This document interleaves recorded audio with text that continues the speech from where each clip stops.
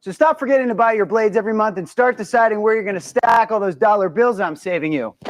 We are DollarShaveClub.com, and the party is on. I know karate, I know jiu-jitsu, I drive like a gangster when I'm coming to see you, see you, see you, see you.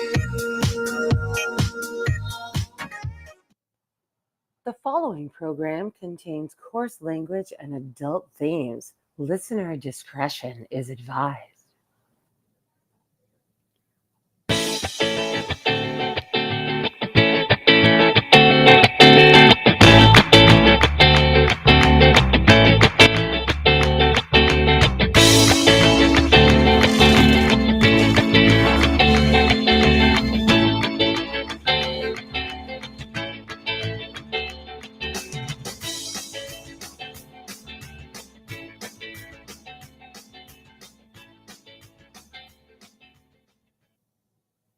And welcome to another episode of He Said, She Said. I am Aggie, your hostess, and with me is the awesome Rick. How are you doing this evening? I'm doing all right. I'm a little discombobulated because what I thought So am I. because what I thought was a Father's Day prank turned out to be a reality. So yay for me. Yes, that was the that's the inspiration I took today. Yeah. So yeah, you got a new puppy. Yeah, apparently I get to meet her on Monday. I have not picked a name for her yet. I usually wait until I actually meet the animal officially to decide what I'm going to call them. But this was not what I wanted for Father's Day. No, and you're gonna be living the meme, right? Know this. I already do. My youngest son's Chihuahua is still here. This is why I was like, I don't need another dog. But then it's like, but Dad, the grandkids really wanted you to have it. I'm like, no, you really wanted to have it, and your husband won't let you, so you're bringing it over here so you can come visit occasionally. I know. Well, still. Yeah, anyway. I totally get that because this is not my dog. The dog that lives in my house is not my dog. As a matter of fact, I'm not even close to being her human. I'm just her servant. The dog belongs to my daughter, but my husband is her human. And I just happen to be the one that cleans up after her and feeds her and gives her water. I am literally the dog's servant. Everybody else gets the perks. I do not. Oh no, I get that. Like, because we had two dogs, one of which was my oldest son's, who when he went off the rails several years ago, my now ex-wife wouldn't let him take the dog with him, so she stayed with us. And then when he got his life back together, suddenly he and his new girlfriend had 5 other dogs, and he was like, I don't have room for her. And I'm like, okay, fine. So then, and my ex-wife was always a multi-dog person, so for a while we actually had 3. And then one of them was killed by the neighbor's dogs because they're dogs that are designed to keep wolves and coyotes and shit away from cows. And Right. my little Dachshund got into their territory, so she got killed. And so then we were down to 2. Well, then Abby, my oldest son's dog, was I think 18 or 19 and passed away recently. And everybody saw how hard it hit me. So then everybody, we should get him another dog. And I'm like, no, you shouldn't. I still have one. I'm fine. I don't need another dog. And the next thing I know, there's a dog. What makes it even worse is my new girlfriend is a fan of the Chiweenie and is absolutely going nuts because I'm getting one. And I'm like, you're hundreds of miles away and can't help me take care of it. You shouldn't be this excited. I'm just saying, you shouldn't be this excited. But I don't know. I actually was like cranky for like 5 minutes, and then I kept looking at the picture, and I was like, she really is kind of cute though. And I know as soon because that's exactly what happened with the stupid Chihuahua. I was the one trying to put my foot down. Everybody in the house was giving me crap. My ex-wife was like, stop being a dick and let the kid get the dog so I can get rid of the snake because she hates snakes. And I'm like, okay, fine. And then the first night he had the dog was keeping him awake. So he brought the dog into the utility room. The dog was having a fit, woke me up, was shivering, shaking, and everything else. So I grabbed my blanket, went to my recliner, and put her on my belly so she could warm up. And then she slept the rest of the night. I really didn't, and I had to go to work the next day. And then my wife's like, "Why didn't you wake up your son?" Like, because it wouldn't have done any good. I'd gone back to bed and he'd done the same damn thing he just did a minute ago. There you go.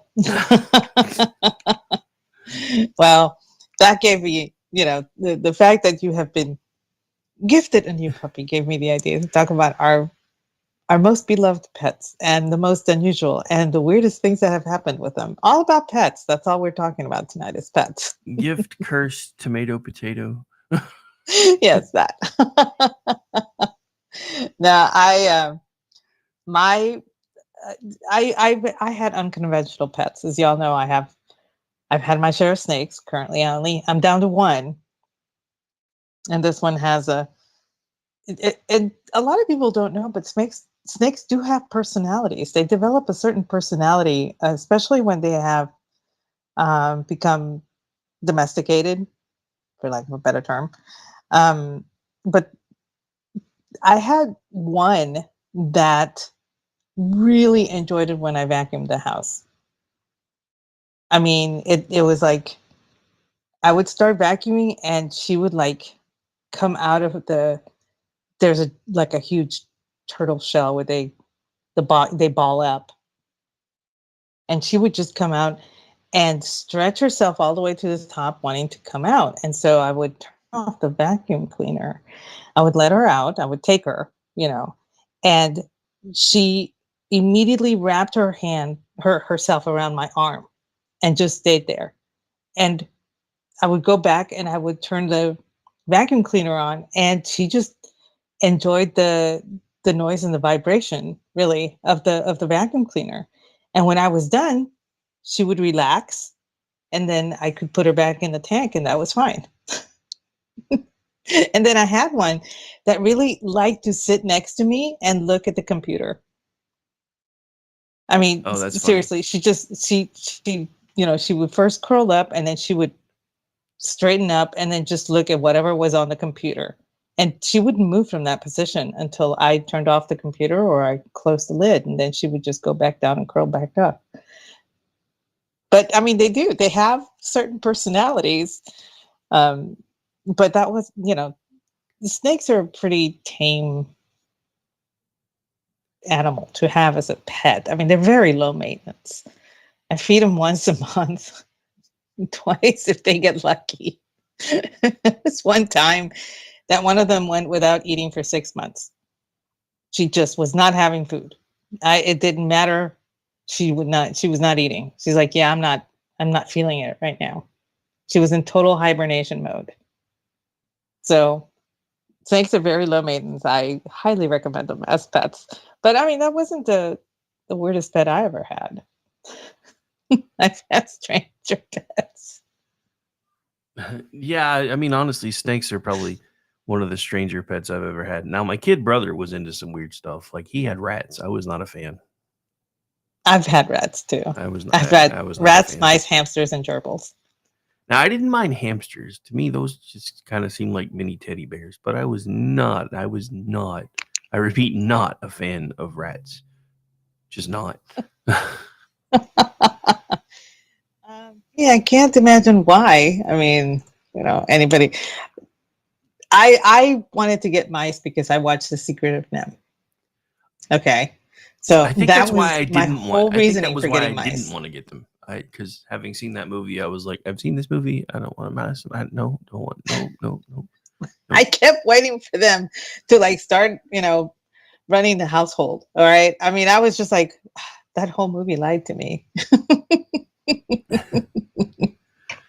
My dad had to explain A, it was fiction, and B, these mice did not come from the, National Institute of Health, mental health. So yeah, they were not going to rule the roost or anything like that. I was severely disappointed.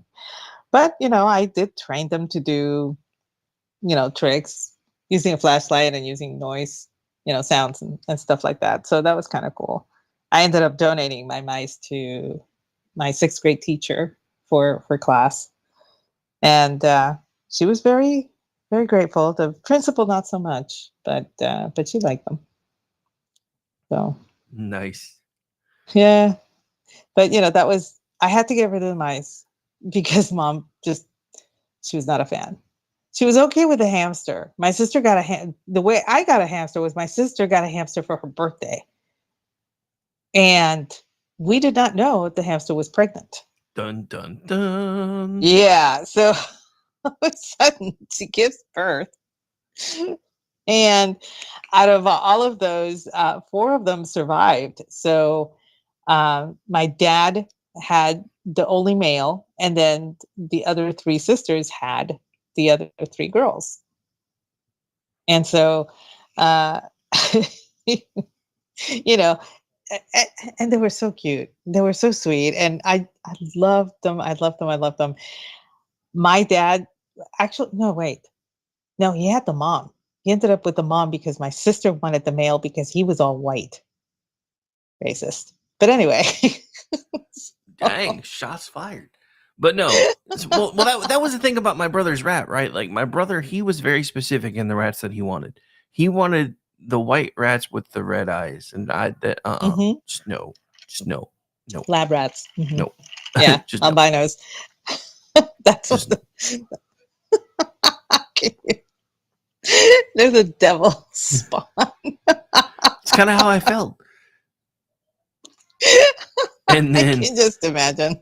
I have a deep-seated irrational fear of snakes. Like if you've ever seen snakes on a plane, that's me, but white. Yeah. Just saying. So when my son wanted to bring a snake into the house, I mean, granted, it was just a little corn snake. I get it. I shouldn't have been that freaked out, but I was, and I don't care who laughs at me because I don't like snakes. I never have. There's just something about them that just make. I mean, they literally make my skin crawl. And my son was like the worst about it because he's as sarcastic and ornery as I am, but a little worse. So when he figured out I didn't like the snake, he started chasing me around the house with it one day.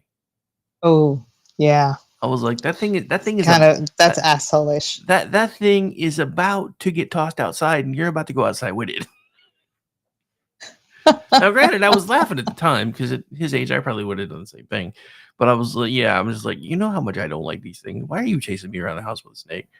And then it was funny because one of his cousins had an even bigger snake, and which freaked him out.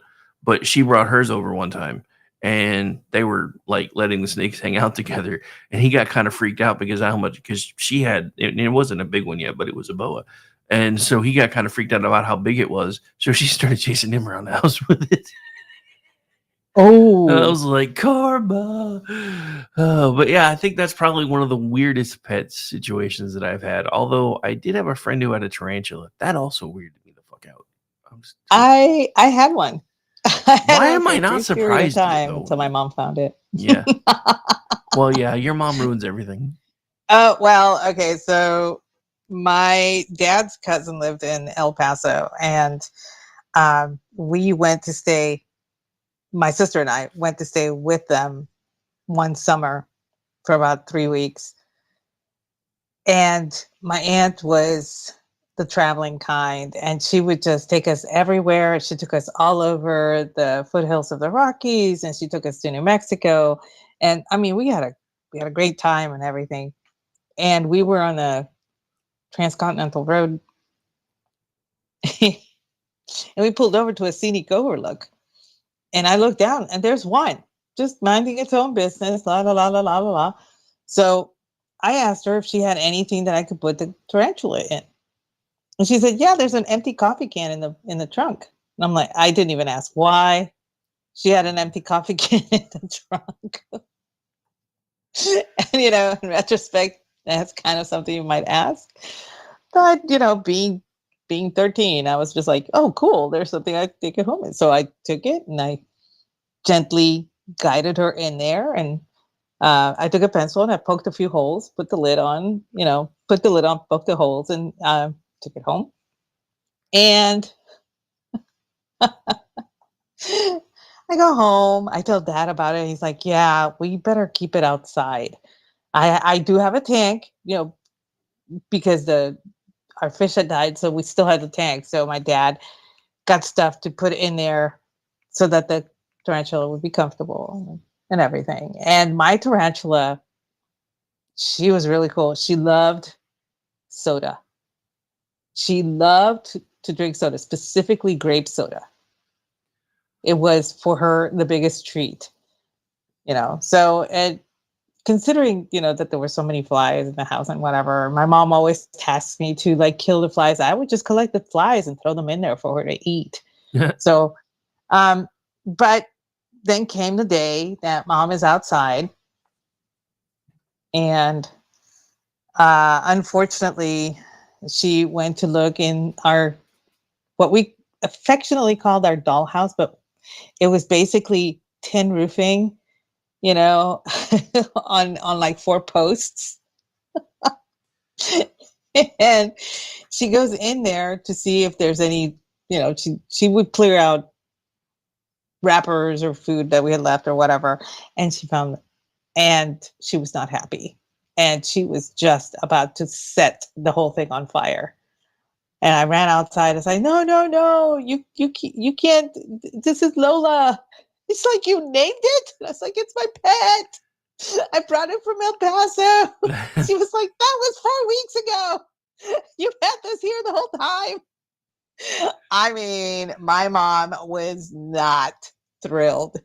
Well, we couldn't just set it loose because tarantulas they don't go that far south in South Texas. So my dad calls a friend that works at the same place that he was working at the time and asked his opinion, where can I take this? My wife doesn't want it here.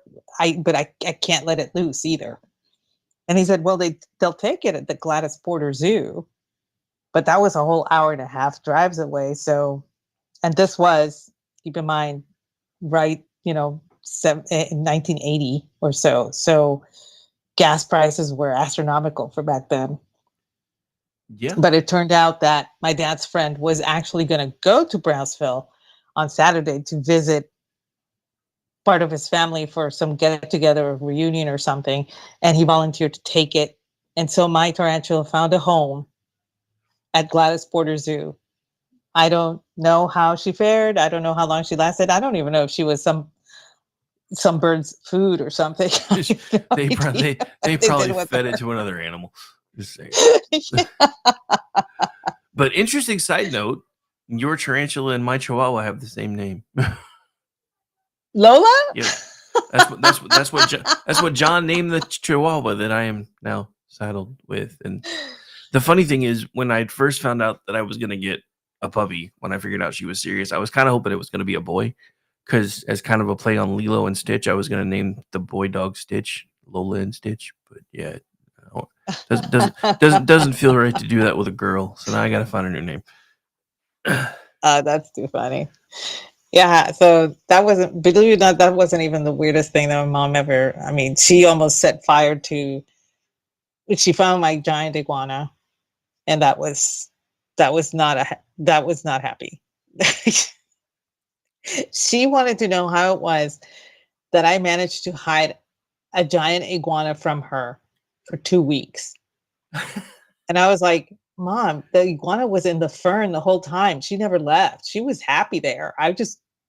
You never noticed that I would buy like canned pineapple and peaches and everything, and I would go outside and I would put it all in the fern, and the iguana was happy. It was really nice and cozy for her. She didn't have to go anywhere for food. Well, Mom decided to give the fern a haircut. The way, how you give a haircut to the fern is you lift all the foliage, and then you cut the outside leaves out so that will incentivize new growth. So she was doing that, and all of a sudden this face is looking at her. And she screams and it hits that hanging fern. It goes flying. My poor Pepito is like, freaking out. And he's like, I was happy here. I go running outside. What happened? And so Mom was mad about that too. So after that, I was told that unless it can breathe underwater, I could not have another pet. Dun, dun, So dun. so I had to stick with fish. Salamanders made the cut. Turtles made the cut. But that was it. So it wasn't until I was an adult and I had kids, that I got my first dog, my first normal pet. Yeah. Well, so interesting side note, and if I had my board loaded properly, I'd be playing Beavis and Butthead, yelling breaking the law right now. Um, one of the weirdest pets we ever got for our kids when they were super little were something that we weren't aware was illegal in Oklahoma to have as a pet, and that was a red slider snapping turtle. They had one each in an aquarium tank, and then we almost got in trouble because, I mean, we bought them from like a pet store. We had no idea that they were technically illegal to have as pets in Oklahoma. And then a friend of mine who is a cop came in and is like, you're not supposed to have those, right? I'm like, nobody told us. We just bought them at a pet store. He's like, good, I'm gonna go get them shut down. I was like, fuck. Oh, man. He's like, by the way, next time I come over, those better not be there. Yeah, Oh you man, I suck. can't. You Wow. suck. You suck. No more coffee for you. Dang. I like. Well, No. we were not in a good neighborhood at the time because by then I was already semi-retired the first time, and then trying to figure out what I was gonna do, and getting used to life back outside of a wheelchair again, things like that. So we were not in a good neighborhood. So I was always the place that had coffee waiting. So that way we always had cops coming around because everybody knew me from before. And then Right. I was like, come on, dude, seriously, they're freaking turtles. He's like, dude, you're like violating not only state law, but there's a couple of federal laws about these things. They're not supposed to be kept as pets. I was like, I don't think you're right about the federal stuff, but I looked up the state stuff and there was, and I was like, oh, fine. Damn it. Anyway. But yeah, so apparently, for anybody listening in Oklahoma, if you have red-eared sliders, you're not supposed to have them, even though they sell them fucking everywhere. Oh, they're in my lake. I have red ears. I have at least, I have found 5 different types of turtles in my lake. And they're here and they thrive. They're all happy. As a matter of fact, I saw a couple of them going up the hill towards my house to bury their eggs. So I'm keeping an eye out on their nests and cordoning them off and going to put protection over them so that predators don't get the eggs. It was so cool to watch them hatch last year. I look forward to that. They're so cute. But I can't believe that they're not legal to have in the state of Oklahoma. That's so weird. Yeah, I mean, they're indigenous here. As far as I know, they're not in any kind of endangered species or anything. So I was kind of weirded out by that too.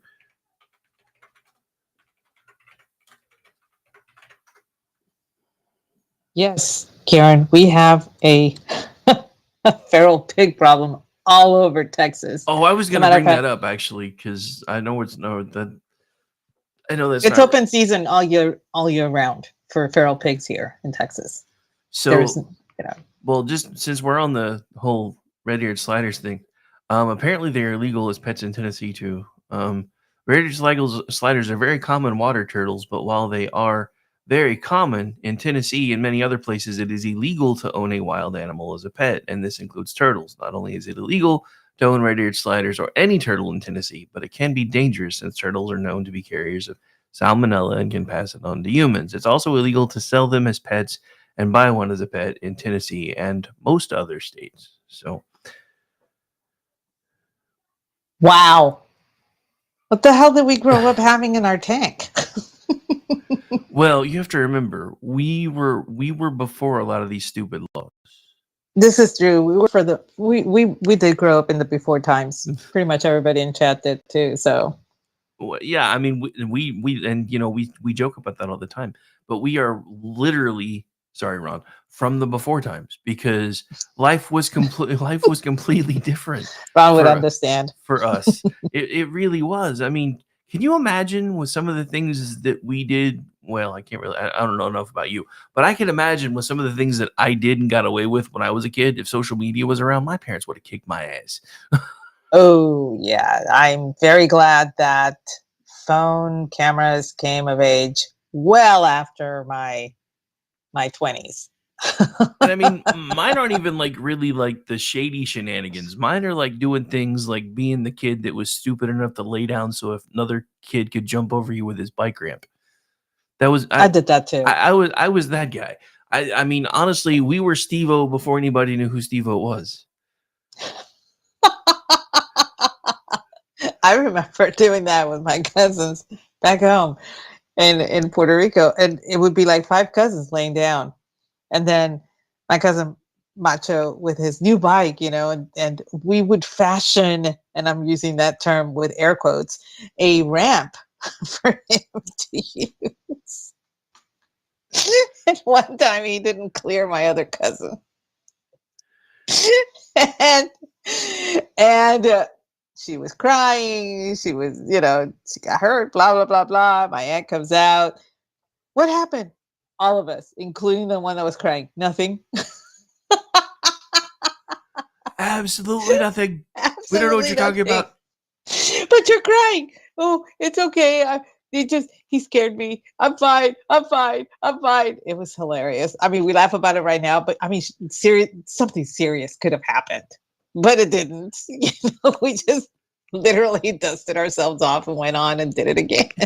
Well, I mean, and that's the thing, though, right? And I know this wasn't what we were really planning on talking about tonight, but I mean, like, I spent most of my, pre-teenage years before, my dad bought me the computer and stuff. I was I was outside almost all of the time because I didn't have a choice. Even before my parents got divorced, if the sun was up and I wasn't in school, I was outside. I was either outside doing some sort of chore around the house or I was Mhm. outside playing with friends. And it was one of those things of once you go outside, you are outside. So you better decide what you want to do and stick with it. And we better not see you again till the damn streetlights come on. And kids just don't. I mean, I say they don't, but I mean, they're starting to because things are starting to go back the other way. I see all these cool videos now about Gen Alpha, which are coming up being like 6, 7, 8 years old now and they're outside doing all the crazy stuff we used to.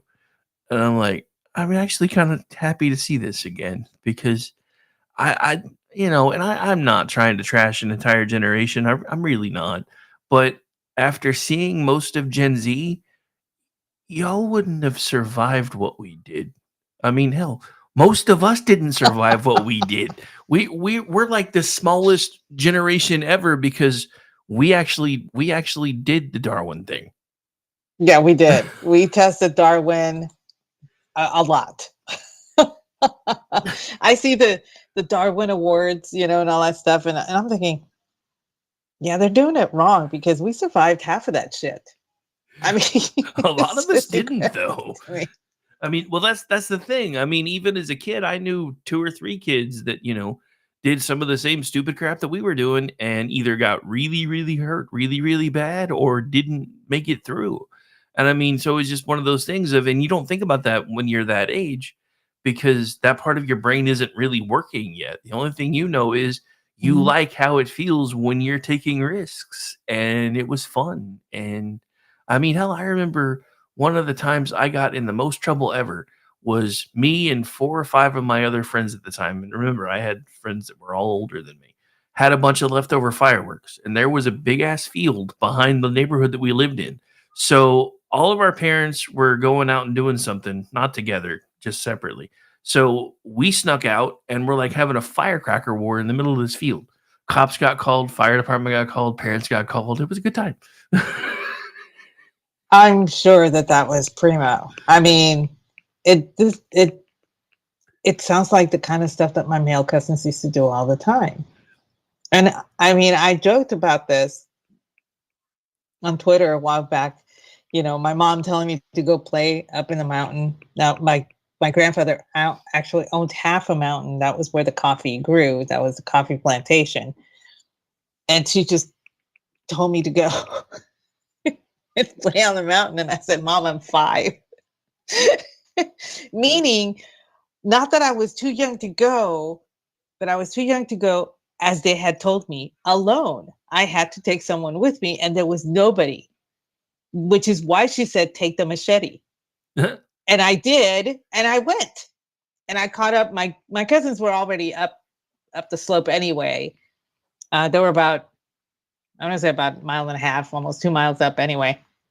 So it wasn't like a big deal But that's why she said, take the machete, not that she's kicking me out. I don't care if you're alone, but she was recognizing the fact that, oh yeah, all my other cousins left.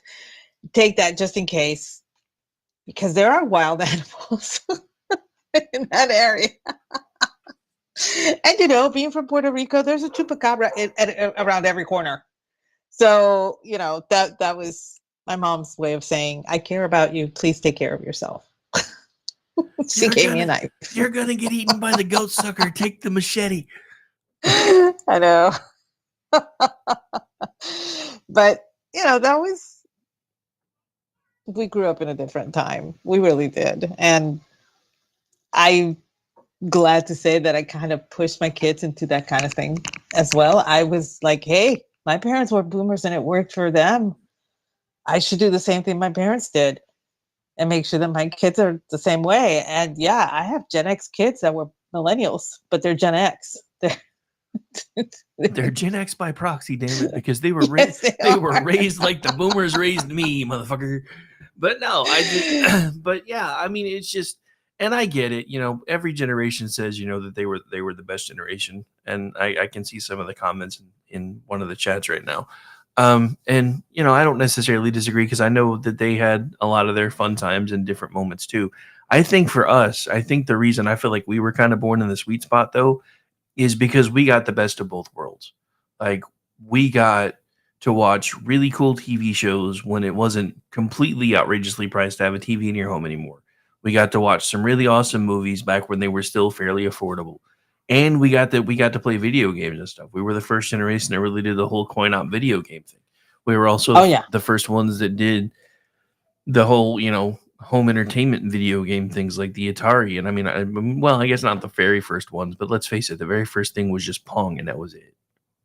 Well, it wasn't really Oh much my there. gosh, yeah, that's true. I remember when my dad bought a gaming system, and it was not Atari. There were three that were out at the time. Atari was probably the most I think Atari was prolific. the most prolific one. I think one of them was Activision, and I think the other one was something called ColecoVision, if I remember right. Yeah, those were the two that were kind of on par with each other. Activision and Television was another one, I think. All of the visions were all together. Mattel had was it Activision or Intellivision? I think it was in television, because I think that was Activision Mattel. was a game company. If Mhm. I remember right, And like not the machine itself, yeah, but just the game. and that one was like, I remember when they did the baseball for the first time, and everybody went apeshit over that. Well, I mean, it was 8-bit, but it was better than Pong. Well, it looked cool, and honestly, 8-bit was a step up from Atari. I remember. Yeah. And that's like one of the things that kind of brought me in from being outside all the time. And we've talked about this on the show before. Was my dad? The summer that we moved away, my dad was trying to get me and my brother to move back. So he decided to try to bribe us. So he got my brother whatever he wanted, and of course it didn't work. He asked me. He said, "You have a choice between a 3-wheeler or a computer." And he was at the time was living on 5 acres. I wanted the 3-wheeler. He got me the computer. Yeah. He got me. Okay. Yeah, he got me the computer. He's like, "You're gonna break your neck on the 3-wheeler. I don't want you to have that." I'm like, "What'd you offer it to me for?" And then he got mad at me because I actually found out how much I liked the computer and spent most of my time on the computer. He's probably one of the reasons why most everything I've done since my injuries has been computer based somehow, because that's what I like to do.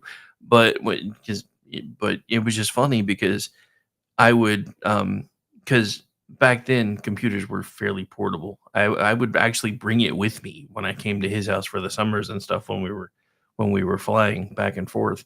And he would get mad because I'd hook it up in that bedroom that I slept in while I was staying with him for the summer. He'd be like, "Get your ass outside." And I'm like, "I'm playing a game." "Get your ass outside." "But I'm playing a game." "I never should have bought you that damn thing. I told you I wanted the 3-wheeler. He did not like that answer. That's funny. Yeah, he did not like that answer. But yeah, I think sorry. I think the one that we had was Odyssey 2. Do you remember that one? I think Magnavox put that one out, if I recall correctly. That was the one that my dad had. And he got it with 3 games. And we were the only people I think in town that had that specific one, because all my, my friends would be talking about it, about their Atari. They would be talking about the ColecoVision. They would be talking about Intellivision, what all the visions or whatever, but mostly Atari. And then they would ask me, "What do y'all have?" Assuming that we had one, and thank God that we did, because at least I could, enter the conversation. And I would say, Odyssey 2, and they would give me this blank look like, "What? Never even heard of that. Now you're just lying." And after that, I just kept my mouth shut. Yeah, so for anybody watching on the stream, I actually found what she's talking about. You can see it now. Oh, really? Yep. It looks a lot like an Atari, but it's definitely different. I mean, I just remember it was gray. It had the slot was on the top, and yeah. Oh yeah, I forgot you're not in there with me because we couldn't figure out how to make it work. I was like, you should be able to see it, but I forgot you're not in here with me, so never mind. Sorry. Never mind. But yeah, that's what she's talking about right there. Yeah. Well, I'm glad that somebody's seeing it. But yeah, that was in lieu of, I think my dad got it because we lost one of the hamsters in a duel to the death. The male killed one of the females. So from then on, we had to separate the male from the rest of the brood. And my sister was devastated. So he felt, well, let's get something for the family. And of course, the games that were on there, one was the Pong version. That was one of the games. The other one was a crypto game. So it wasn't really a game. It was just basically, Scramble, Scrabble, that kind of thing. And I forget what the third game was. We only had 3 games. And, he said that it was, to make up for the fact that we lost one of the pets, but my sisters never played. They were too young. So it was really for my dad.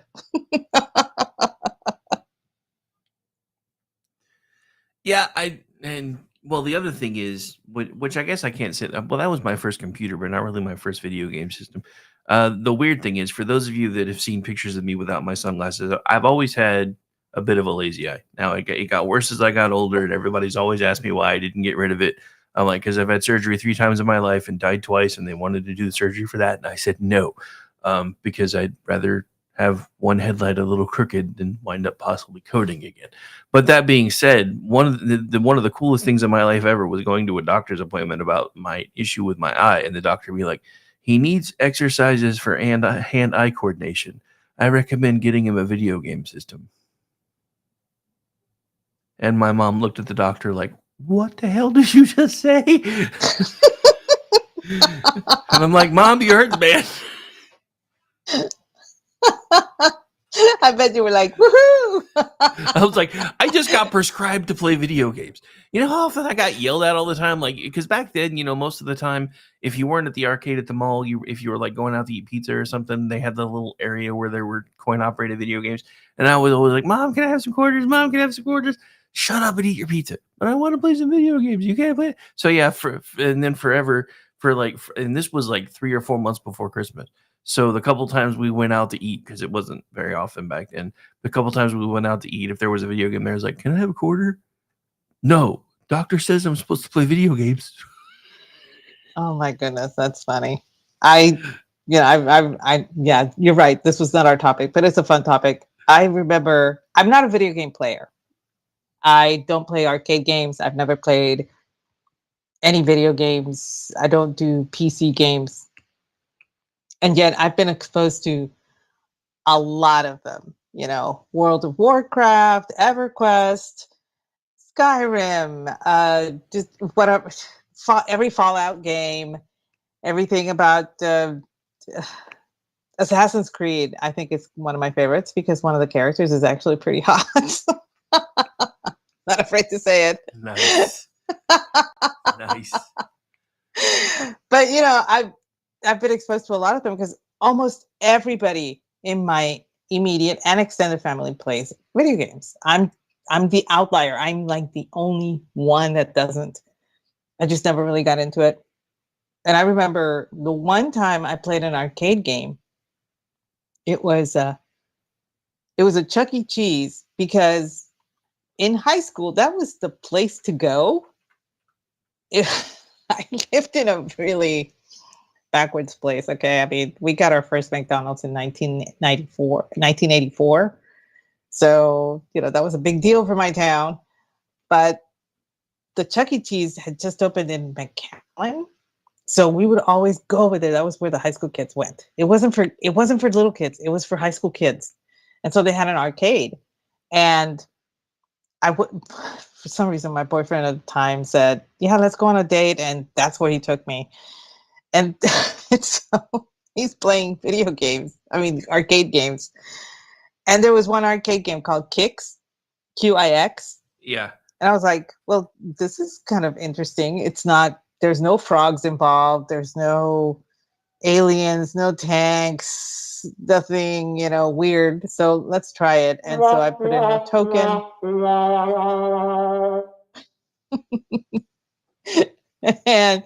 and I played it, and I didn't know what I was doing. And suddenly I covered 98% of it, and I was the highest score. And I was like, okay, I'm done here. I walked away. I never did it again. That was it for arcade games. It's kind of like when I went gambling. So what? And I won $9 on my second nickel. I was done. It scared you because you were too good at it? What the hell? No. It's just like, I mean, I honestly did not know what I was doing. I just got lucky by the way I was drawing the line or whatever, and I got 98%. And so I got highest score, and Chuck E. Cheese gave me a coupon for a free pizza, blah, blah, blah, which I promptly gave away because I didn't like the food. So I gave it to my boyfriend so that he and his football friends could go to Chuck E. Cheese next time and have a free pizza. Nice. Yeah, I was a nice girlfriend. All I'm going to say about Chuck E. Cheese is it was counterfeit showbiz. That's all I'm saying. Showbiz was better. Showbiz was the one that we got here first, and it was so much better than Chuck E. Cheese by the time Chuck E. Cheese got here. The thing with Chuck E. Cheese is it had better marketing. But anyway. It did. But let me tell you, those animatronic toys, things, whatever the hell they were called, that's nightmare fuel. Even back then, I mean, I remember when we went, like I said, and that was the only time I played an arcade game. When those things turned on, it scared the living daylights out of me. I did not expect it. I thought they were just there for decoration. I didn't know they moved. Okay. And so they turn on, and all the little kids are screaming, and they're going crazy. They're rushing up there to like dance and whatnot. And I'm just thinking, oh my God, this is hell. So just in case you're just joining us, I would like to recap this moment for everyone. The woman who had snakes and a tarantula and rats as pets was terrified of animatronics. Let that sink in for just a minute. Listen, Lola was the coolest tarantula. She loved being petted. I would run my finger down her thorax, and it was. I mean, and she would just. Okay, you literally just made curl me up you and literally just let just me made me do that. shiver. And I would give her soda. Come on, and she just loved that. Okay, just the mental image of you running your finger down Lola's. I can't even say it. Ugh, no, and you're freaking out about animatronics. Are you serious? Okay, obviously we have different standards here. I mean, I've been told anyway. I've heard that a lot. But anyway. Oh no, this was not this boyfriend was from high school. This was well before Steve. This was not Steve. So not to worry. All right, so we have comments coming in from the Restream side of things. Brad says never trust the robots, so I guess he agrees with Aggie. See, exactly. I mean, we all saw Terminator. I mean, yeah. Speaking of which, I was really proud of finding that meme the other day. I that one. That one's gonna make probably an annual rotation. The one with Data. Yeah. I was like, holy crap! I forgot she was actually in that series. It was pretty funny. But The only thing is, I think at some point I'm going to see if I can strip off the actual wording and fix it because they used a contraction. Data doesn't do that. Come on, guys. Data does not use contractions. Well, that's not entirely true either. Brent Spiner actually did do contractions for a few every once in a while in the first season, but then when lore came along, that was one of the ways they decided they were going to differentiate. And then if you go back and you watch, occasionally Data does still slip up and use a contraction. It is very rare, but it does still happen. But yeah. Up until lore was introduced, he actually did interchange things like cannot and can't, and nobody ever really got it. But yeah, so I was just kind of proud of finding that one. But so, and I know we've talked about this before, but I do want to mention like my favorite pet of all time. And I wish I would have planned ahead because I would have loaded his picture. Because I actually have like 7-year-old me with my favorite pet. My dad probably broke all kinds of health regulation rules because he wanted to we were going to get pictures taken, and I would not do it without my dog. So my dad made the photographers let my dog sit with me to take pictures because I would not do it without my dog. It was a dog named Jack. I don't even know what kind of dog he was, to be honest, but he was black, white, and had just a little bit of brown. He was like black on the top, mostly white tufts under, and then brown accents and highlights. And that dog followed me everywhere. That dog jumped the fence. So if I was going to go play, he came with me. There were times I was late to get the bus and had to walk to school. Luckily, we weren't that far away because he would try to come with me to school and I had to get him to go back home. But I think the saddest thing for me about that dog, and this was unfortunately also right before my parents got divorced. It was only a few months before. My parents told me that he ran away. Well, I didn't find out until because and this is probably one of the reasons why I have attachment issues with dogs because. So that one I was told ran away. And then my grandma got me a dog that everybody named Muffin, who then got hit by a car. Well, my dad was trying, because I guess I was playing at a friend's house. Somehow Muffin got let out. All of a sudden I hear everybody screaming. So I'm running to the house. I'm like 3 doors down. Not to be confused with the band, by the way, but still. And so I'm running towards the sound, and my dad's like, no, stay there. And I'm still running. And I see my dog in the middle of the street, just, obliterated. And then my dad let it slip to the neighbor that, same thing happened with his last dog. And I was like, that's not what you told me. And I was like, are you kidding me? This whole time I've been thinking that the dog might come back or something. Anyway. So yeah, that was probably one of the first times I was ever really, really, really, really mad at my dad. I mean, I kind of understand why he did what he did after I had kids, but at the same time, I was like, you should have just told me, because I would have probably handled it a lot better. But then, finding out that happened, plus that one, my parents tried to get me a dog a few months later, and I just wound up giving it to one of my cousins because it was like, I'm not going through this again. And it's been. I get that. So, I mean, and I do still, once I let my guard down with him, I wind up loving him probably a little bit too much. I mean, hell, I was like bawling when the Dachshund got eaten by the neighbors, and my soon-to-be ex-wife, who left like a week later, was like, if you can't handle this, just go in the house. I'm like, there's something seriously wrong with you. But sure, I'll go in the house. And then when Abby died, I was a mess again, and I think that's partly why everyone is like, "Oh, he needs another dog." I'm like, "No, he really doesn't." But nobody listened because now I have a dog coming on Monday again. You have a dog. Yeah. Well, it was the same thing. Like I said, I didn't get a dog until I think my oldest one was in 9th grade. So, they were old enough to be able to take care of the dog, and that's why I had held off for a very long time. My sister got a dog when her daughter was born because she wanted the dog to grow up with her Well, she got a papillon, and the papillon died when my niece was like 11 or 12. And it was really hard on my niece. And to this day, my sister still grieves for the dog. And, I totally get it. But that was one of the reasons I didn't want my kids to get a dog when they were babies, because even though they would grow up with the dog doesn't have the same life expectancy that a human being does. So I wanted them to be old enough to understand that the dog eventually will pass away before they do. I wanted them to be able to clean up after the dog and feed the dog and take care of the dog and take the dog for walks and everything. So we get a dog, we rescue one. It turns out she was about 3 days away from being put down. And she was the sweetest, most awesome dog. And I was completely her human.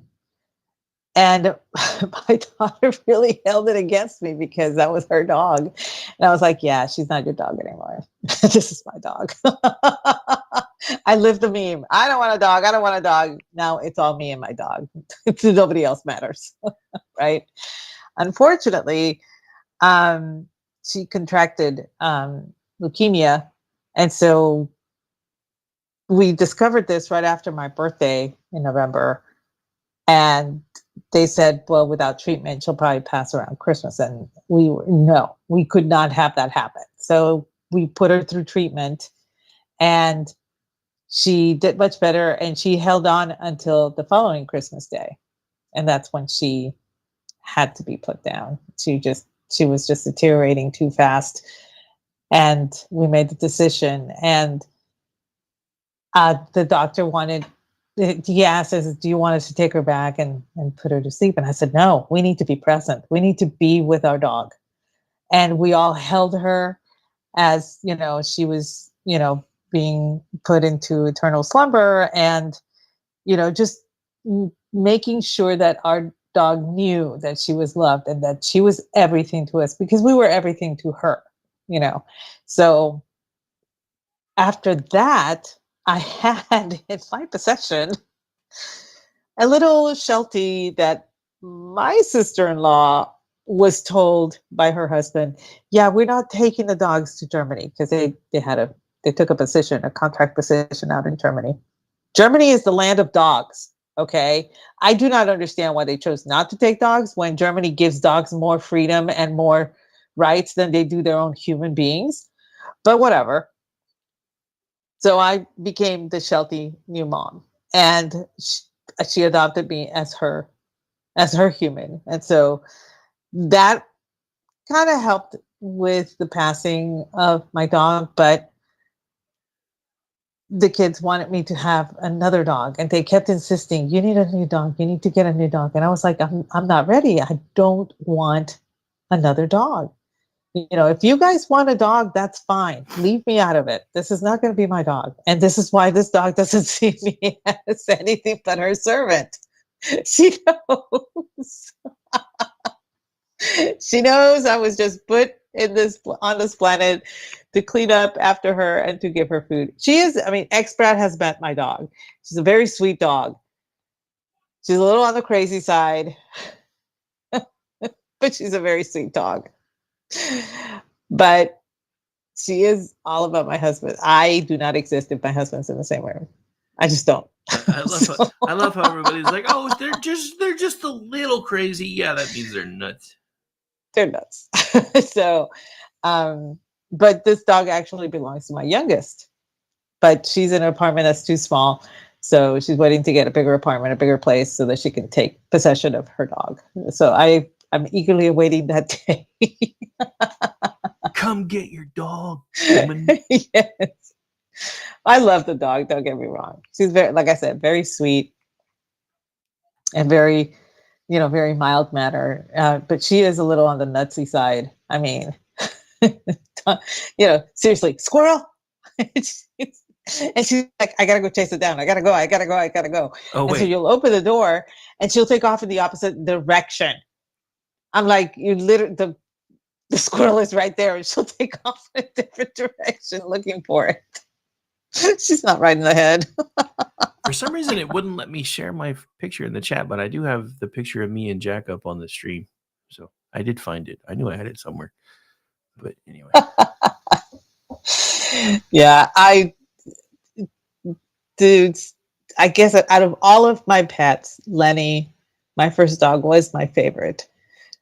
But I mean, I was definitely her human, and she made sure that everyone knew this. But she also made, like, everybody in the house had a specific title for her, or they all had a title that she gave them. And so, even though I was her human, my husband was the one who would play with her the most. So he was the entertainer. And then my youngest was the one that gave out all the treats. So she was the treat giver. And, so they all had something that she was attached to them for. But she was my dog. And I was her human. And that was pretty final. No take backs, woman. You're stuck No take backs. You're stuck with me. But yeah, that was, and of course, friend of the chat, Delaney, he lost his beloved dog. I think it was last year, if I recall correctly. And it hit me hard because that dog was to him the way Lenny had been to me. And I was just like, when it happened, I was like in tears. I was like so verklempt. My husband asked me if I was okay, and I told him. He's like, "Oh, honey, but that's not your dog." I said, "I know, it's not my dog." It doesn't matter. It doesn't matter. No, it just, it's really weird, but a lot of us grieve more for pets than we do for people, but that's because pets honestly love us unconditionally, and they show that. And we are their entire world completely. There, nothing exists outside of us except a few random squirrels, admittedly, but we are their world. And so when a pet passes, it hits us in a way that it doesn't hit us with human beings with which we communicate on a day-to-day basis, or friends, or even family members sometimes, because a dog just loves unconditionally. And it's very difficult to find a human being that does that. I mean, they're out there. And there's some of us that, do live by that credo, but they're very rare. It's very rare to find a human being that loves unconditionally. Most of them, do it through self-sacrifice, due to faith. A dog does it because they become attached to you. So I will say there's a line from a song that I was playing on a loop for a very long time, and it's Dax to Be a Man. And one of the lines in that song is, "Unconditional love is reserved for women, children, and dogs." I will say that unconditional love from children is possible.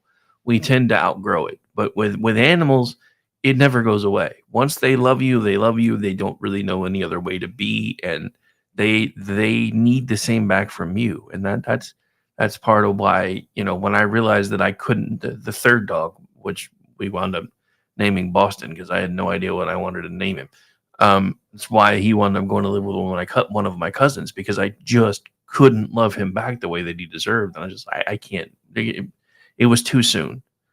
But I mean, and maybe that was a weird thing for perspective of a kid. But to me, losing one dog, finding out that I'd lost the other one that I was told had run away, and then a few months later, somebody's trying to give me another dog, and I'm just like, for like 20 seconds, I was happy about it. I was like excited. I was like, "Hey, I got a dog," and I was like, "But it's not Jack." I know, and it was the same thing with my current dog. It's like, I know my daughter wanted me to have something, and I told her specifically, it cannot look like our Lenny. It just can't. I cannot do that, because I don't want to just keep comparing her to my late dog or anything like that. So what happens? She finds a dog that's in a Great Dane Rescue. Um, and so the picture shows her as being really, really brown, but it was like the flash. So when they went to pick her up, she looked just like my dog. And they brought her home. I was out of town. Just helping my mom with something. I drive back home and they say, "We have a dog." And I'm like, "Okay." And they told me, "Please don't be upset." And I'm like, well, it's too late. We can't give it back. So why I can't be upset about that. And then I saw the dog and I just started crying. And and they tried to make me feel better and everything, but I couldn't. I it took me a while to get past the fact that this dog looked like my late dog. But as she grew, it turns out she had a lot of German Shepherd in her, so her coloring changed. And so, I don't compare her at all with my late dog because they're first of all, they're completely different personalities, but also they don't look alike anymore. And so I don't I don't have to deal with that. And that's a good thing. That was something that I was really, really afraid of doing because I had seen my sister do that with her dogs, and she would complain that this dog is just not like her old dog. And I'm like, well, the dogs are not going to be the same regardless. Even if they're the same breed, they're not going to be the same. They have their own personality. It was very difficult for her to understand that. So she ended up getting rid of one of the dogs that she had, the one that wasn't the same as the other dog. And I'm like, well, first of all, they're not even the same sex, so of course they're not going to act the same way. But so whatever. I'm just rambling now. But yeah, the whole pet situation has. I don't know if it has improved or not because I'm still down to one snake and one dog. So not Yeah, sure. no, it doesn't sound like it's improved much. No, and I had always wanted a big dog, for protection and everything. And now I'm like, I'm too old to have a very big dog. She literally takes me for a walk. I mean, she'll yank on the leash, and I'm like, and I can't yank her back or anything like that. And one time, she took off after something, and I went flying, and I was in the public park, and people saw it, and I was I was so embarrassed. And I begged everybody, if you took video, please just blot out my face. That's all I ask. But she's just, it's very hard to control. She just wants to chase a squirrel. She takes off, even if she's on a leash. So I'm at the age where that's just not not good for me. I'm just too old for that. So the next dog has to be a completely different breed and much smaller. I had looked at corgis, but it's so hot here. It needs to be something with far less hair, I think. Yeah, I don't know. Like I said, I kind of because Zelda has already been talking to me about one of these days if things go further, I want corgis or I want this or maybe even a Chiweenie, and then like 3 days later, my daughter's like, "Hey, we found you a Chiweenie." I was like, "I'm taking this as a sign and not necessarily one I wanted." Not because of that, but it's because I was like, I don't want another dog. And then like I said, I kept looking at the face, and I just I caved. And then because the more I thought about it, I was like, I can't tell the grandkids that they have to take their present back, even though I know it's their mother. I know you're listening right now. I know you're listening right now, and it was you, and I know it was you. Quit trying to blame your kids. Yeah, I tried to shove this on the kids because that way you'll not say no. Yeah, well, that's exactly what it was too. She's like, I'll just tell him because I know what it was. She tried to go. She tried to go to hubby because she wanted the puppy, and hubby said no because they have 4 already, 4 or 5. Hell, I've lost count. He's like, you can't have another one. She's like, that's all right. We'll just tell my dad that the kids wanted to get him one for Father's Day, and then that way when I go over and see him, I can see the puppy. Yeah. Everybody thinks I don't know what they're doing, but I know what they're doing. Anyway.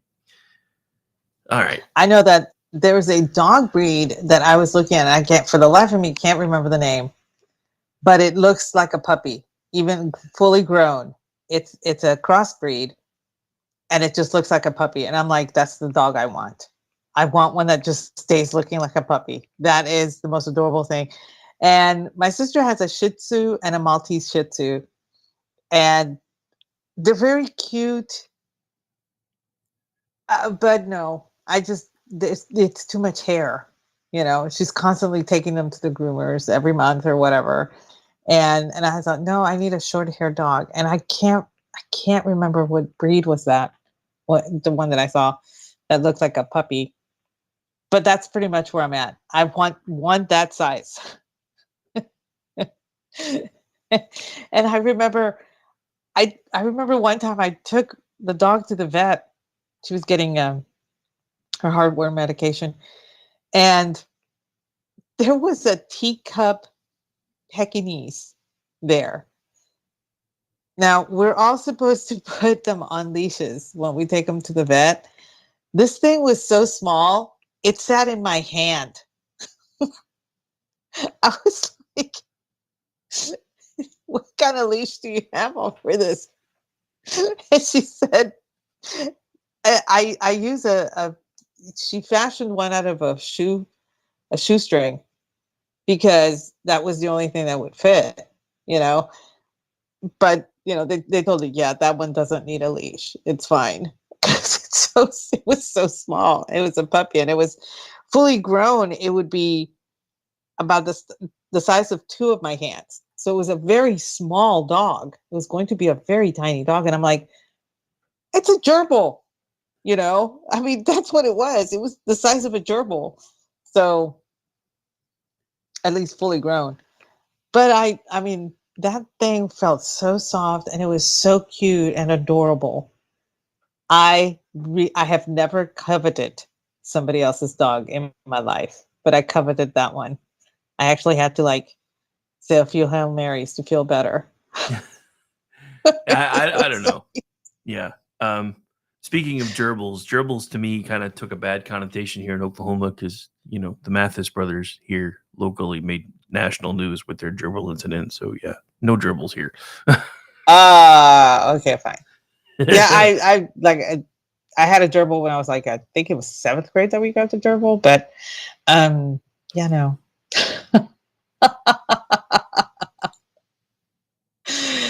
I don't think so. So anyway.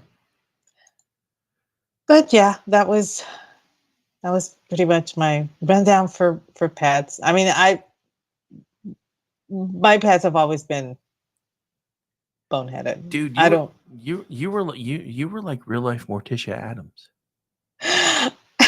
You had all the weird pets. I guess in a way, I did have all of the weird pets. Well, hang on, stay with me here. Weird pets, fascination with dead things, including cultures. You were Morticia Adams. Saying. Yeah, I like gardening too. But see, but no, but Laura's more towards that side. Oh, I think Laura and I together make the perfect. No, I was gonna say I think your two halves are the same coin. So together you would make the perfect Morticia Adam. Yeah, yeah. So yeah, I remember I think the most fun we ever had with pets had to be with our hamsters, because the hamsters figure out how to get out of their habitat during the night and then do their stuff around the house, whatever it was, and then they would come back into the habitat before we woke up. And the only reason that I found that out was the house that we had, the first house that we had when we moved here had 4 bedrooms. So it was, my parents had the biggest one, and then my sister had one at the far side of the house. I had one, and then my two sisters had the one at the front of the house. And mine was the smallest one, which was fine. You know, I didn't have a lot. And I remember feeling something. I'm a side sleeper, and I felt something on crawling on my leg up to my hip. And so I'm like, I'm not going to panic. I'm not going to panic. I'm not going to panic. And I reach over and I turn the light on, and I must have been in sixth grade, I think, when this happened. I turn my light on and I see my hamster, and she's standing on her hind legs, you know, sniffing the air and everything. I'm like, what are you doing? So I'm just watching her, see what she does. And she crawls back down and, you know, manages to shimmy down the bed linens or whatever. And I follow her, and she crawls under the closet, the coat closet. Now, my mom kept some of her clothes in that closet because the closet that they had in the bedroom was just not big enough for both my parents' stuff. And so I take my flashlight, um, and I open the closet carefully, and I look, and I find that she has been stashing food in my mom's shoes. I don't say anything because I just know if I tell mom, she's gonna demand that I get rid of the hamster. So I take all the food out quietly, everything, and I put the hamster back in her cage, and I put the food in my room on my desk so I could like dispose of it in the morning. So the following night, she does the same thing. She gets up on my bed, and I turn on the light and I find her. And I'm like, no, you have to go back to bed. So I get up and I put her back in her cage because she was in my kid sister's bedroom. In the morning, my mom is getting ready. This is Sunday. So she's getting ready to go to church. So she goes to get her good shoes from the closet. And instead of bending down and grabbing the pair to take out, she decides to step into them while they're still on the rack or whatever. And she's like, what is this? And more food falls out. She starts screaming to my dad, you have got to get rid of them. Look what they're doing. Blah, blah, blah. And dad said, well, that's what they do. They burrow their food. They put it away. My dad said, look at it this way. At least they weren't using it as their toilet. And mom just had a fit. Oof. Oof. Yeah, no. Even back then, my dad was always, not the most, I don't know, he was just sarcastic all the time. So, my dad figured out how they were getting out of the habitat, and he fixed that and everything. So they didn't get out much after that. But it was pretty funny finding my hamster coming to like hang out with me in the middle of the night. But the first time it happened, it was a weird sensation. You're 12 years old and you're feeling this on your leg coming up to your hip, and you're like, oh my God, I'm going to die. I don't know what this is. But I was trying not to panic, because if I started screaming, then my parents would come running, my sisters would come running, and then, my mom would actually demand that we get rid of the hamsters. And it was, and I said, I cannot be screaming. I cannot be screaming. I have to be in complete control of myself. And that's why I was like really slowly turning on the lamp. And I was so relieved. It could have been Chupacabra. The goat sucker. Well, that's what we grew up with, man. We grew up with that little story. It wasn't pretty. Dude, did I ever tell you how my mom stopped me from trying to not hold her hand in the parking lot? Did I ever tell you that story? All right, so growing up, and this was before like Walmart and everything started coming on the scene really hot and heavy. So there were these little, one-off shops. Like, I think my favorite growing up when I was a kid was TG&Y. It was kind of the catch-all. And pretty much anytime my mom and my aunt went there, I always wanted to go because I could always talk my aunt into buying me a toy, even though my mom always said no. My aunt was like, "Oh, buy her the toy anyway," because she didn't have any kids yet, so she always spoiled me. And my aunt is now giving Gracie the same treatment because she doesn't have any grandkids yet, so now she's spoiling Gracie. So of course it's by proxy. So yeah. So now she's spoiling Gracie, and I'm like, yeah, you know what? That's between you and Jess. I like that somebody's doing it. But anyway, so one of the first times I ever remember like pulling out away from my mom and trying to run off towards the car because I was trying to get to the car so I could open my toy. She yells after me and chases me down and grabs me, and of course, this is late '70s, so of course I get a few swats right there in public, and she's like, and this is back when they were still heavily using like tar and stuff to cover cracks that would come out during heat and stuff. And she's like, "Do you see that oil, that little wet looking spot right there, and that bigger, like darker spot right there? You know what those are?" Like, "No, those are kids who ran away from their mom. They got ran over in the parking lot." Dude, I was like traumatized for like a day, but I never did it again.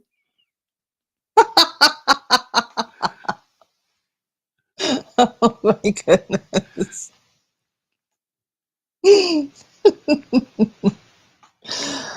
Oh man.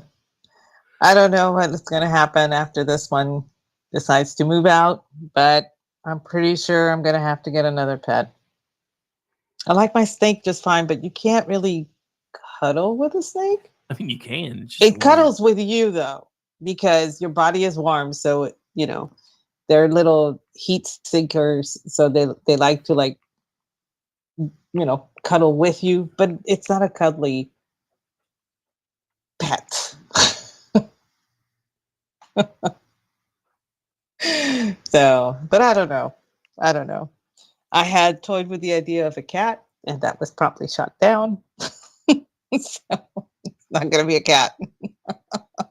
See, I think Gracie's going to be mad when the puppy comes because she's been trying to talk mom into getting a cat. And one of the reasons I hadn't gotten a cat yet is because Abby would have killed it. And plus, I'm like, I know who's going to be changing the litter box, and it will not be mom, and it definitely will not be Gracie.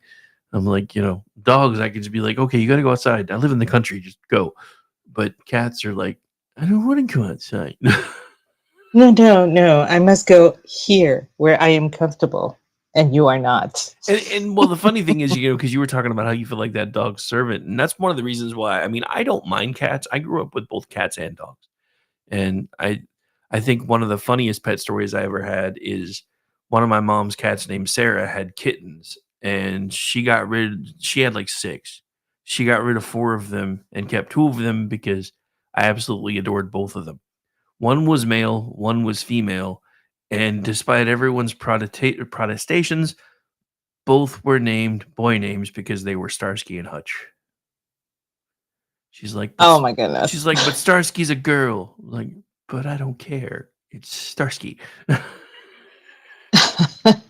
Well, technically, those were their last names, so you could name the cats whatever you wanted to. Oh, I know, but right? that was why I named them those, because that was like one of my favorite shows to watch at the time. Can you tell the whole badge and gun thing kind of runs deep? Just say, yeah, it's I can sense a theme. One of my other all-time favorite Very shows prevalent. from back then was reruns of Adam 12, Rampart. I used to watch that all the time, and then Chips. I absolutely loved Chips growing up as a kid. I love that show. I love the fact that almost every single opening of that of the episode was with a car chase, and of course the car would like go up on a ramp and then twist over and then land and explode or something. I mean, it was glorious. It was such a fun show. The one that I'm watching every morning when I get up, Highway Patrol. Remember that one? Vaguely, but yeah, I remember that. Yeah. It was with Broderick Crawford, and they're like half-hour episodes. So, and I'm watching this going, I don't think they had that great of a technical supervisor on this, but okay. But it was it's from the 50s, I think, late 50s. So police procedure has greatly advanced since then, and so I watch it with old eyes instead of young eyes, you know. But it's still fun. Yeah. Well, It's still that's fun to watch. well, that's like all the little things like you'll notice like sometimes even when the movies where the military they try to get it as accurate as possible. Like the military will make them do like one thing off with their uniform. So if they're off walking around Yes. somewhere, everybody knows that they're not really in the military. Yeah, that is actually um part of the contracts that you have to do if you're working on a movie that has anything to do with the military or people are wearing military uniforms. Something on every uniform must be off, must be wrong. The placement, the type of ribbon, the type of rank, it doesn't matter what it is, it has to be wrong. So then you go to the movies, and if you're in the military or have military background of any kind, and you're watching this, you're like, they couldn't even get that right. No, there's a reason. Yeah, but and then There's an actual reason why they can't. I actually had to explain that to one of my uncles once because he was in the Navy and I don't even remember what movie we were watching, but it was shortly before he passed away, and he's just like going off, and I'm like, dude, they do that on purpose. He said they are required contractually to have at least one noticeable difference in the uniform, so because otherwise they would make them take it off as soon as they were done with the scene. So by them having something that's different, they're allowed to still keep it on. I mean, they're still supposed to. Most of the time, they still have them take it off when they're not on the lot. I But think I can. There are very few movies where the uniform has been um, kept as precise as possible. And I don't know if you ever saw the Taking Chance with Kevin Bacon. That was one of them. And I'm not even kidding. I watched that movie like 4 times, cried every time. But the 5th time I watched it solely to see the uniform and the uniforms that were being used, to see where the mistake was. I couldn't find it. yeah, And that was, it's one of those things that bugs you because until you find that, you're like, there has to be a mistake. It has to be there, and I looked and I looked and I looked and I was like, it drove me crazy because it had to be there. It turns out that because the movie was actually done with the cooperation of the U.S. military and it was based on an actual event, they did rescind that. And Kevin Bacon was very respectful of the uniform and he would remove the uniform. As a matter of fact, there's a scene where he refuses to take off his jacket when he's going to the TSA because he's in full uniform. The TSA doesn't care. And he says, you're going to have to wand me because I'm not taking this off. And, they show that he goes into another room in order to be searched and all that stuff. And somebody asked me, why didn't he just take off the jacket? I said, because he's in full uniform. Yeah. He can't take off the jacket. You can't do that. I mean, and, like him or hate him, Kevin Bacon actually studied for that part so well. And he had such a tremendous respect that when it was done, he would actually remove the uniform out of respect for what the uniform represented. So it was, I love that movie. It's such a moving film and it was just so well done. Unlike, all the other propaganda bullshit that came out of, Enduring Freedom and Iraqi Freedom film-wise, like Jarhead. Yeah. But anyway, I don't want to get into it. Well, I mean, so since we are pretty much to the end of the show, there is one thing that I wanted to talk about that wasn't necessarily on topic, and that's the passing of Donald Sutherland. Oh no, the original Hawkeye. The only Hawkeye, because the other guy sucks. Yeah, this is true. Fun fact: this was something that I had. There was when the film, I think it was having its, I want to say it was 20th anniversary of the film. Premiere Magazine had a special issue about MASH, and I, at the time, I was working at Suncoast Motion Picture Company, and so we would get the Premiere and we would read, and it was like homework because when people would come in looking for movies and everything, we had to know, we had to be in the know, right? And so this they had a great write-up on the film and how it was directed and the stuff that happened behind the scenes. And I don't know if you remember, but there's a scene where Hot Lips, played by Sally Kellerman, she's taking a shower. Yeah, I remember. You remember that? And she's supposed to be surprised.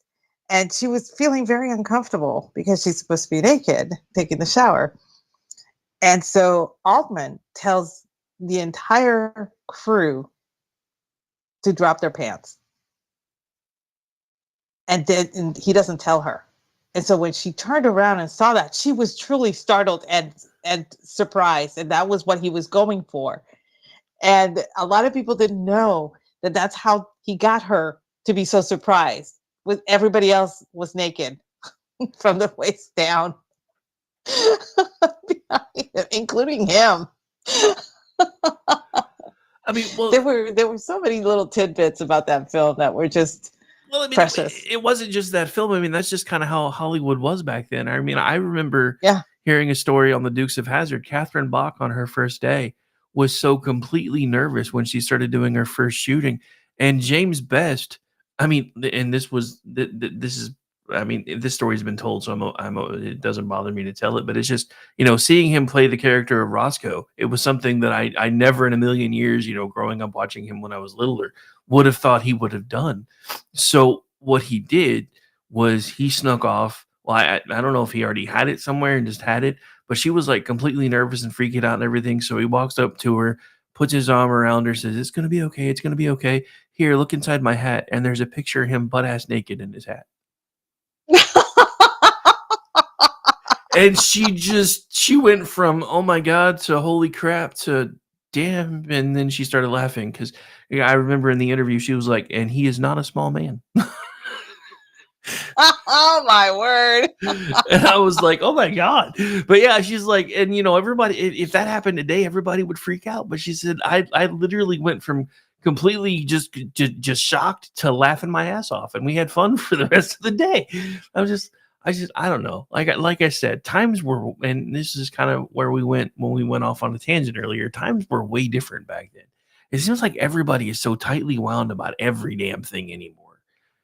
And I think that's part of the reason. I think that's part of the reason why John and I have started a podcast about mental health and how to deal with stress and everything else, because everybody gets so tightly wound about everything. I mean, hell, I've watched Sherry Curry got on my feed because a lot of folks that like through Twitchy and Kale on Radio and everybody have been interacting with her. So the more they've interacted with her, the more I've seen everything. And I have watched that woman take crap for days. Because she's like, "Look, if you're an adult and you want to be trans, I don't really care. But stop coming after the kids." And that's kind of my thing. Look, if you're an adult and you want to wear a dress, or if you're an adult and you even, want to do the full committal one way or the other, then that's between you and whatever God you worship, if you do worship one, and whatever your conscience says. But leave the damn kids alone. And the funniest thing is she's getting like completely lambasted in some other big name that used to be pretty big on the punk scene, who's now completely like, female living as male, was like, "Don't worry about these people. They don't know who they're messing with, blah, blah, blah." And I just thought that was so cool to watch that happen. I'm like, so there are people that understand why she's fighting what she's fighting. But I guess the reason I bring that up is just because it's like, could you imagine if something like that happened today, that person would never work again. They would probably be on charges. They may or may not go to jail. And this stuff happened all the time back then. And it was just, and I'm not saying bad things didn't happen either. And I'm not even necessarily saying that maybe that wasn't a bad thing. But if it happens between adults and nobody says a fucking thing about it, then why are we making such a big deal about it? That seems to happen all the time anymore. It's just one of those things where I'm just looking at how much more chill everything was back then. Maybe it's because everybody was high all the time. Yeah, well, that could have been it too. Maybe we need to get back to that. I don't know. Anyway, but when you think about it, there are dispensaries now. This is true. Marijuana is legal in several places, and I know people are more wound up than ever. So, well, I think part of it. Well, I mean, honestly, I think part of it is because now that it's becoming a commercialized business, they are doing what they've done with everything else. They're making stronger hybrids and this, that, and the other. And I think some things are going the other way. there is a chill factor to marijuana, but there's also a point where if you smoke something that's too strong, it can really mess you up because it's we're using science to increase potency. Stop messing with what God made. It was perfect before you fucked with it. Amen. And on that note, It's from the earth. That's all I'm saying. It's from the earth. all right, I guess we should wind it up since we are at the top of the hour. All right. Rick, why don't you tell everybody where we can find you? Well, first of all, I would like to welcome everybody in who's been watching us on X, because we've been streaming on my account and the station account. If you would be so inclined and you like what you hear, make sure you go follow the station at KNR Radio. You can also follow along with me at RowdyRick73. You can find me tomorrow night doing Juxtaposition for one night only. We're going back to our formerly regularly scheduled time, which is 11 p.m. Eastern. We are still planning on doing the 2-hour format, though. Ordy, myself, Jeff, John Katz, and Mickey are going to be discussing whether we live in the Matrix or not. So make sure you guys come back for that. That'll be at 11 p.m. Then Sunday night, I'll be back doing America Off the Rails at 10 p.m. Eastern. Monday, the afternoon show kicks off again. I'm hoping to have had my studio rearranged by then so I can start doing full-on video, because I tested it out the other day and didn't hate it as much as I thought, but there were some things that I wanted to work on. So rearranging some equipment to make things even better, hopefully. But that'll be back one way or the other, 3 p.m. to 5 p.m. Eastern, the Rick Robinson Show, right here live on KLRN Radio. And again, that's every Monday through Friday, unless I'm sick, or the first Monday of the month. And then some of the stuff I do, you'll get into in a minute, so I'm not going to duplicate. Wednesday nights, I do the Whatever Show here on KLRN Radio, 7 p.m. Eastern. Usually produced for the conservative curmudgeon at 8 p.m. Eastern, but he's been on hiatus, so it's usually a toss-up between a bonus America Off the Rails or an In Your Basement from Andrew. 9 p.m. Eastern, we have been alternating FUBAR with Talk Murder to Me, but Talk Murder to Me is actually officially moving to Saturdays, not this week, but next week, because they want to go to a 2-hour format. It's just easier. So I don't know what we're doing on the off weeks on that one yet either, but we'll figure it out. And then Thursdays now, every other Thursday, 9 p.m. Eastern, John Katz and I do Going Mental, which debuted last night. So if you haven't checked it out yet, please feel free to do so. And you can also find me doing Jen and Rick, 10 p.m. Eastern, and then I'll be back around here with you doing the same thing next Friday night. And when I'm not doing all of that, you can find me as the executive producer of the Loftus Party podcast, which usually drops on Tuesdays over on theloftusparty.com. I also contribute there on a semi-regular basis. Contribute on misfitspolitics.com when I have something to say over there, and usually daily at Twitchy. I've been sick this week, so I'm a little behind. Going to play catch up on that a little bit tomorrow. I think that's everywhere, and if not, that's enough. Good God. Where can folks find you now that I need to take a breath? Well, you can find me at Aggie Rican and at Aggie the Barkeep. Those are over on X. You can find me on Tuesday nights, 8:30 p.m. Eastern, doing the Cocktail Lounge with the ever suave Brad Slager. 8:30 p.m. Eastern, Friday nights, doing He Said, She Said with You As of Late. Last Wednesday of every month at 8 p.m. Eastern, we get together, you, me, G, Orty, and Andrew, for Toxic Masculinity, where we host the Babe of the Month and I bring the drink of the evening.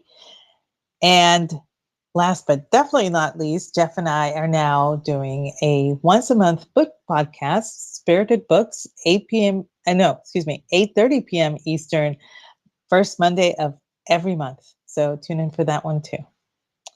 Thanks for joining us, you guys, and we hope you guys have a really cool and happening evening. Go give your pets a hug. Give them one from us too. All right, folks, that's going to do it. Again, want to thank you guys. We were actually number 1 and number 2 in streaming spot on X tonight, so thank you. We'll see you guys next week, and I'll be back tomorrow night.